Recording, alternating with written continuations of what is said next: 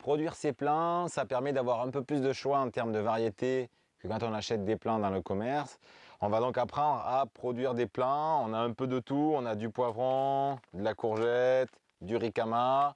Et on va voir comment on fait pour avoir des jolis plants prêts au bon moment et en bonne santé pour les mettre au jardin. Donc pour le faire, on a choisi un bon terreau, un terreau de rempotage où il y a pas mal de matière organique qui va permettre d'avoir des plants qui se développent bien et bien nourris.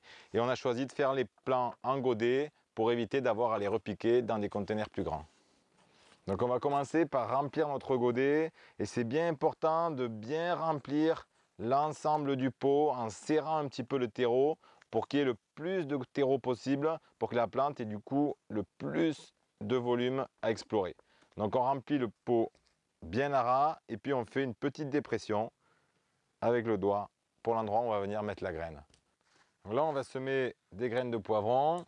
Donc pour ça on va juste prendre une graine de poivron qu'on va mettre dans un godet parce que le semencier nous garantit généralement, ici c'est le cas, 97% de germination. Donc ça ne sert à rien de venir mettre 10 graines là-dedans. On met une graine et on aura une graine de poivron par pot. Donc on vient mettre notre graine au milieu et on la recouvre légèrement de terreau, pas trop profond. Généralement on sème une graine aux environs de 3 à 5 fois sa taille de profondeur. Et après on vient avec les deux doigts, en faisant des quarts de tour, tasser tout autour de la graine.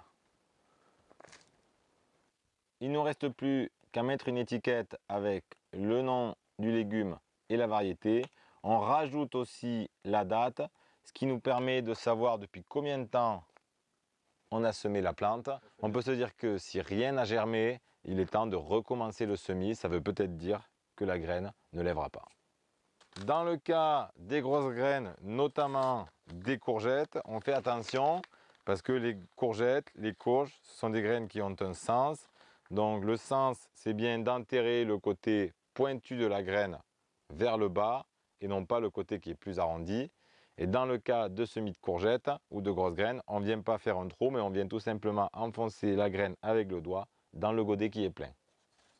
Maintenant que les semis ont été réalisés, on va les arroser tout doucement pour éviter de soulever les terreaux et puis on va les mettre dans un endroit chaud, si possible à température constante pour éviter les variations de température qui leur sont néfastes et on évite au maximum les tunnels dans les jardins où la température diminue fortement au printemps.